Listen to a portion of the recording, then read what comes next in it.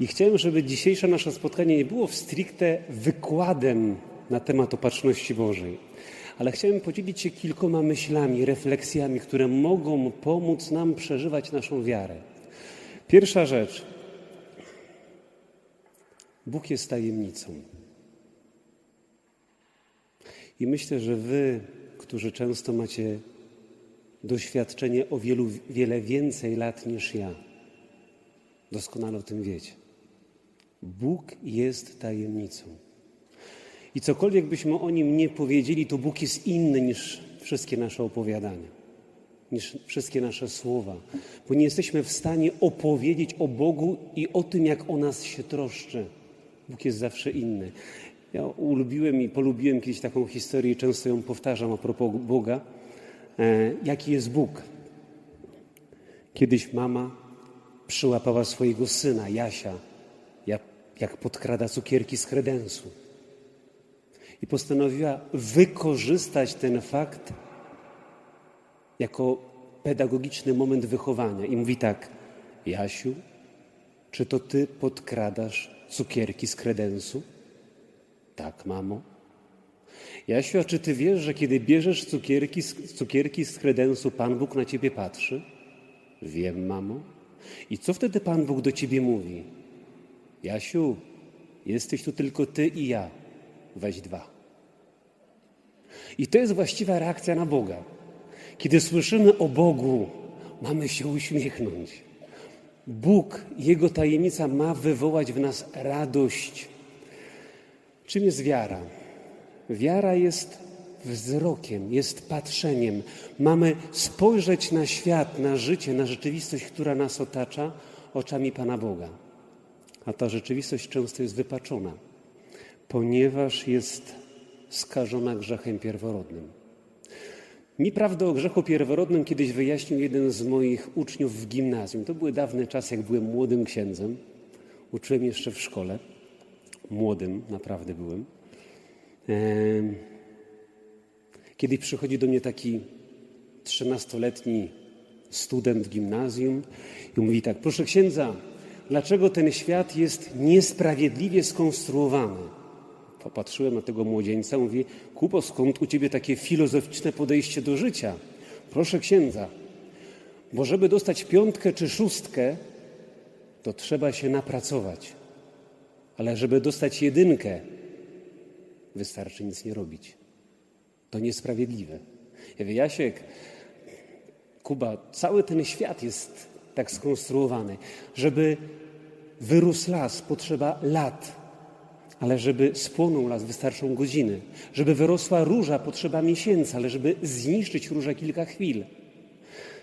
Bałagan robi się sam. Ja tak mam przynajmniej u siebie.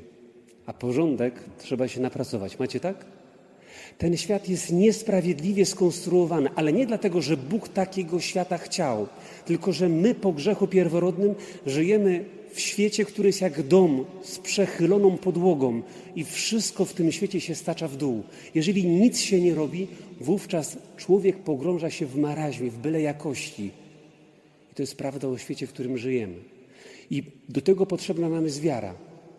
Wiara, czyli wzrok, spojrzenie na tą rzeczywistość oczami Pana Boga. Kto nas może nauczyć wiary? Może zacznijmy od Abrahama, ojca wiary, ojca największych religii monoteistycznych, judaizmu, islamu i chrześcijaństwa. Abraham, człowiek, który zaufał wbrew nadziei. Starzec, który zaufał głosowi, który usłyszał wewnętrznie: wyjdź z Ur Chaldejskiego i pójdź do ziemi, którą ci wskażę. I on poszedł. Zostawił wszystko, co znał, swój świat, swoją rodzinę. Zostawił wszystko, co było mu bliskie, swój majątek i wyruszył. Pan Bóg powiedział: będziesz miał potomstwo tak liczne jak piasek na morzu, jak gwiazdy na niebie. Jest starcem, a potomka ciągle nie ma. Ale on ciągle nie traci nadziei, że Bóg wypełni swoją obietnicę. Abraham jest człowiekiem nadziei. I w pewnym momencie ta tajemnica i ta obietnica się realizuje. On w wieku 90 lat zostaje ojcem. Rodzi mu się Izaak. To zresztą piękne imię. Izaak znaczy uśmiech. No bo Abraham przez całe życie był smutny. Był pogrążony w smutku, tak jak jego żona Sara. Byli smutni i kiedy przychodzą trzej wędrowcy, Bóg w trzech aniołach przychodzi do nich pod dębami Mamre i objawia im: w przyszłym roku będziecie mieli syna. Sara wybucha śmiechem. I takie imię dostaje Izaak. Śmiech, uśmiech. Abraham cieszy się, że jego nadzieja zostaje zrealizowana, zostaje ojcem. I wówczas pojawia się historia, która do dnia dzisiejszego budzi protest wśród czytających. To historia ofiary Abrahama, którą chciałem, żebyśmy teraz wysłuchali. Bóg wystawił Abrahama na próbę. Rzekł do niego: Abrahamie. A gdy on odpowiedział: oto jestem, powiedział: weź twego syna jedynego, którego miłujesz, Izaaka, idź do kraju Moria i tam złóż go w ofierze na jednym z pagórków, jakie ci wskażę. Nazajutrz rano Abraham osiodłał swego osła. Zabrał ze sobą 2 swych ludzi i syna Izaaka. Narąbał drzewa do spalenia ofiary i ruszył w drogę do miejscowości, o której mu Bóg powiedział. Na 3. dzień Abraham, spojrzawszy, dostrzegł z daleka ową miejscowość. I wtedy rzekł do swoich sług: zostańcie tu z osłem. Ja i chłopiec pójdziemy tam, aby oddać pokłon Bogu, a potem wrócimy do was. Abraham, zabrawszy drwa do spalenia ofiary, włożył je na syna swego Izaaka. Wziął do ręki ogień i nóż, po czym obaj się oddalili. Izaak odezwał się do swego syna Abrahama: ojcze mój. A gdy ten rzekł: oto jestem, synu mój, zapytał: oto ogień i drwa, a gdzie jest jagnię na całopalenie? Abraham odpowiedział: Bóg upatrzy sobie jagnię na całopalenie, synu mój. I szli obydwaj dalej, a gdy przyszli na to miejsce, które Bóg wskazał, Abraham zbudował tam ołtarz, ułożył na nim drwa i związawszy syna swego Izaaka, położył go na tych drwach na ołtarzu. Potem Abraham sięgnął ręką po nóż, aby zabić swojego syna. Ale wtedy anioł pański zawołał na niego z nieba i rzekł: Abrahamie, Abrahamie. A on rzekł: oto jestem. Anioł powiedział mu: nie podnoś ręki na chłopca i nie czyń mu nic złego. Teraz poznałem, że boisz się Boga, bo nie odmówiłeś mi nawet twego jedynego syna. Abraham, obejrzawszy się poza siebie, spojrzał barana uwikłanego rogami w zaroślach. Podszedł więc do niego, wziął barana i złożył go w ofierze całopalnej zamiast swego syna. I dał Abraham miejscu temu nazwę Pan widzi. Stąd mówi się dzisiaj: na wzgórzu Pan się ukazuje. My czytamy tą historię bardzo prosto, ale nie wiem, czy wyczuwacie tam emocje, które tam są zawarte. Tam jest niezwykła rozmowa między synem a ojcem. Tam są 3 dni, w której rozmową jest milczenie. Ojciec i syn wędrują. Co musi przeżywać Abraham? Co musi dzieć się w sercu ojca, który ma zabić swojego syna, jedynego? Co musi przeżywać? Co musi myśleć o Bogu, który dał mu syna, a teraz mu chce go odebrać? Jakie muszą rodzić się w nim myśli? My czytamy krótki dialog, który dzieje się między ojcem a synem, ale to jest niezwykły dialog. Abraham idzie przed swoim synem, starzec, idzie na górę, wspina się, 90-latek, a za nim idzie jego młody syn. I toczy się rozmowa, bo Izaak zorientował się, że są drwa, jest nóż ofiarniczy, ale gdzie jest ofiara, która będzie złożona? I Abraham mówi przepiękne słowa, które zapisane są w języku hebrajskim w ten sposób. Tam jest midrasz, który opowiada, że kiedy Abraham nie może spojrzeć wtedy na syna, kiedy syn mu zadaje to pytanie: ojcze mój, oto drewno, oto nóż ofiarniczy, a gdzie jest ofiara? I Abraham zaczyna płakać. Nie może odwrócić się, żeby spojrzeć na syna. Łzy ciekną mu po policzkach. I wówczas mówi genialne sformułowanie, które dokładnie w języku hebrajskim brzmi: Bóg się zatroszczy. Bóg się zatroszczy, synu mój. I płyną mu łzy. Choć sam nie rozumie tych słów, one dopiero stają się wyjaśnione w momencie, kiedy będzie wyciągnięte ostrze noża przeciwko Izaakowi, kiedy on będzie świadom swojej śmierci. I Bóg rzeczywiście się zatroszczył.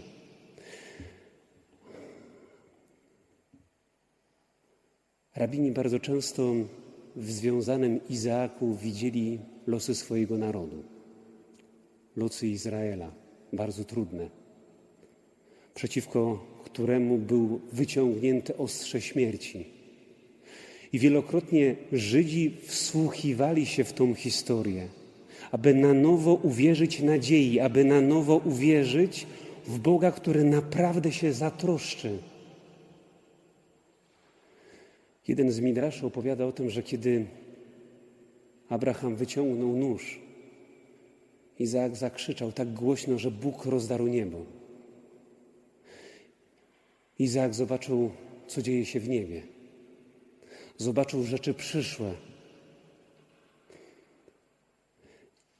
I wtedy się zaśmiał. Bo po tak wielkim napięciu emocjonalnym, które towarzyszyło całej wędrówce na górze, rozwiązanie tej tragicznej sytuacji znalazło się w baranie, który uwikłał się w gąszcz gałęzi. Izaak zobaczył baranka uwikłanego w gąszcz cierni. I on stał się odpowiedzią na tragiczny jego los. On stał się jego podmianą, on stał się jego wybawieniem. I wtedy Izaak zaczyna się śmiać. Po tak wielkim napięciu, po tak wielkim stresie zaczyna się śmiać, bo rozwiązanie zagadki staje się nieprawdopodobnie proste. Oto ten, który spojrzał w rzeczy przyszłe, może się uśmiechnąć. Pomyślmy przez chwilę. Jeżeli śmierć jest faktem, a Boga nie ma, zostaje nam rozpacz i bezsens, i smutek. Ale jeżeli śmierć jest faktem, śmierć istnieje, jest niepodważalna i Bóg istnieje, to jest dla nas nadzieja. I o tym jest ta historia Izaaka, która opowiada: Bóg się o ciebie zatroszczy. W Izaaku możemy zobaczyć każdy z nas siebie. Oto my jesteśmy tymi, którzy wchodzą na górę czasu i dźwigamy na sobie narzędzie swojej śmierci. Na początku nie interesuje nas cel tej wędrówki. Teraźniejszość nam wystarcza. Śpiew ptaka, blask słońca, poranek. Nie pytamy, dokąd ta droga prowadzi, wystarczy nam teraźniejszość, ale im bardziej postępujemy w drodze ku górze, tym bardziej zastanawiamy się, dokąd to wszystko zmierza. I im bardziej posuwamy się w latach, tym bardziej zauważamy wokół siebie znaki śmierci, których wcześniej nie widzieliśmy i widzimy i zastanawiamy się, czy przypadkiem całe nasze życie nie jest tylko i wyłącznie jakąś odmianą śmierci, jakąś odmianą umierania. Czy nie jest żartem, a nie jakimś darem. I wówczas pojawia się odpowiedź, która nawet nie jest wyjaśnieniem, ale jest nadzieją. Bóg się o ciebie zatroszczy. Bóg stoi na progu śmierci. Tam w sposób szczególny. Ja się o ciebie zatroszczę. Tym barankiem, który został uwikłany w gąszcz historii, to Jezus. On stał się naszą podmianą. Bóg nie tylko się zatroszczył, Bóg stał się troską. On stał się barankiem, który wszedł w historię naszego życia. On troszczy się o każdego z nas i stoi w naszej historii i mówi: nie zginiesz. Jeden z teologów XX wieku kiedyś porównał życie chrześcijańskie do bajki. I powiedział, życie chrześcijanina jest jak bajka. Ktoś może powiedzieć, no teraz to ksiądz popłynął, niezła bajka. W kościach strzyka, sił coraz mniej, coraz więcej chorób. Człowiek zaczyna coraz mniej pamiętać. No ksiądz cudownie opowiada, ale życie wcale nie jest bajką. No właśnie, życie chrześcijanina jest bajką. Zwróćcie uwagę, każda bajka, każda baśń ma pewien schemat. Na początku pojawiają się bohaterowie, z którymi się zaprzyjaźniamy, w których wchodzimy z jakimiś relacjami, których lubimy. I nagle w życiu tych naszych bohaterów, których polubiliśmy, pojawia się jakaś tragedia, jakieś zło nieprzewidywalne. Zła macocha, okrutna królowa, królowa śniegu. Za każdym razem zło, które jest potężniejsze od naszych bohaterów. I się wydaje, że historia jest nie do rozwiązania. I pojawia się rozwiązanie, którego nikt wcześniej się nie spodziewał. Nie wiem, ja bardzo lubię taką bajkę bardzo współczesną. Nie wiem, czy ktoś oglądał Shreka. Czy ktoś z was się spodziewał, że Fiona jest ogrem? Rozwiązanie, którego nikt się nie spodziewał. Życie chrześcijanina jest jak bajka. Ale nie dlatego, że wszystko się układa według naszej myśli, według naszych planów, według naszych scenariuszy, ale dlatego, że Bóg się zatroszczy. Nasze życie ma zawsze szczęśliwe zakończenie. I nie chodzi o jakiś tani optymizm, o taki amerykański keep smiling, uśmiechnij się, bądź ciągle uśmiechnięty, ale chodzi o prawdziwą chrześcijańską nadzieję, że Bóg o mnie naprawdę się troszczy, że Bóg angażuje się w moje życie, że Bóg dał się uwikłać w historię mojego życia, jest częścią mojego życia. I mówi, możesz się uśmiechnąć, bo pomimo choroby, pomimo starości, pomimo niedołężności, pomimo śmierci, twoje życie ma sens. Bóg się o ciebie zatroszczy. Chciałbym, żebyśmy przez chwilę teraz pomodlili się psalmem, który mi osobiście jest bardzo bliski. To jest psalm, który opowiada o tym, jak Bóg się troszczy. Są takie psalmy, które znam na pamięć. Wielokrotnie je odmawiałem w bezsenną noc w szpitalach, przy dźwięku aparatury medycznej, kiedy wszystko się wydawało bez sensu, kiedy człowiekowi się wydawało, że to już koniec. I pamiętam, wielokrotnie ten psalm do mnie powracał. Psalm, który opowiada o tym, że są sytuacje w naszym życiu, które nas przerastają, na które nie mamy wpływu, ale Bóg się o ciebie zatroszczy. Pozwólmy, żeby ten psalm, te słowa teraz nas poruszyły, bo w słowach Pisma Świętego, w słowach Pana Boga nie chodzi o to, że nam mają przekazać jakąś treść, jakąś informację. One mają nas formować, one mają nas przekształcać, one mają nam dawać nadzieję. Oto psalm opowiadający o Bogu, który o nas się troszczy. Postarajmy się tymi słowami teraz przez chwilę pomodlić.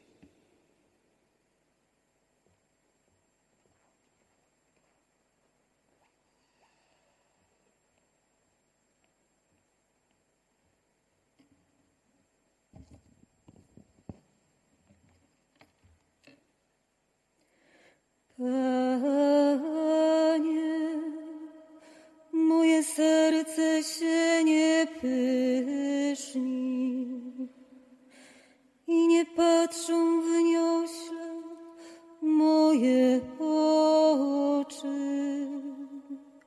Nie dbam o rzeczy wielkie, ani o to, co przerasta me siły,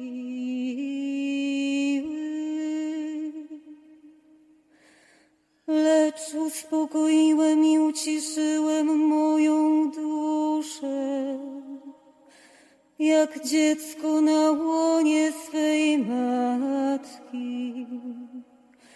jak ciche dziecko jest we mnie moja dusza.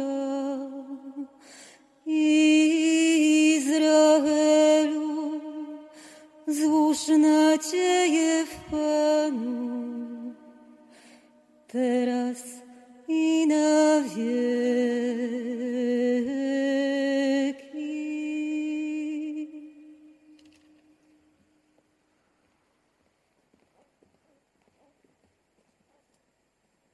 Trudno mi zliczyć, ile razy ten psalm odmawiałem nocą. Jak człowiek jest młody, zdrowy, wszystko może. Ale kiedy pojawia się choroba, która przerasta jego możliwości, liczy na Boga. I wierzę w to, że Bóg się o niego zatroszczy. Polecam wam, to jest psalm 131. Warto mieć takie słowa, które przywracają nam nadzieję. Warto mieć takie słowa, do których się wraca. Myślę, że każdy z was wie, co to są bezsenne noce. Mam rację? Myślę, że każdy z was ma takie chwile, że nie może spać, że myśli kłębią mu się w głowie, że nie potrafi znaleźć równowagi. Jest jak na statek na morzu, który jest wzburzony na wzburzonych falach. Jest burza i nie potrafi uspokoić tych myśli. Tak, Bóg potrafi poukładać nasze emocje, nasze uczucia, nasze myśli. Tylko On może nas uporządkować, nikt inny. On naprawdę o nas chce się zatroszczyć i pojawia się na progu, szczególnie na progu śmierci i mówi: ja o ciebie się zatroszczę.